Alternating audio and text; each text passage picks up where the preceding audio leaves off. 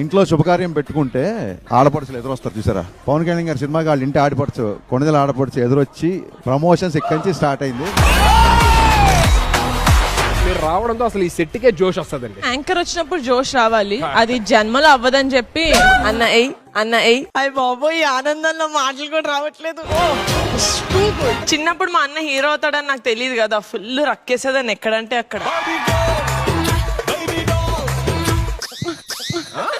ఏంటిది ఇదేంటి మర్చిపోయి అప్పుడే ఎందుకు మర్చిపోయి అప్పుడే అంకుల్ నా లైఫ్ లో ఇంత పెద్ద మోసం చూడలేదురా గౌరవ్. ఆవిడ ప్లేయర్ అంటున్నావు కానీ ఆటలన్నీ నువ్వే ఆడుతున్నావు స్టేజ్ మీద.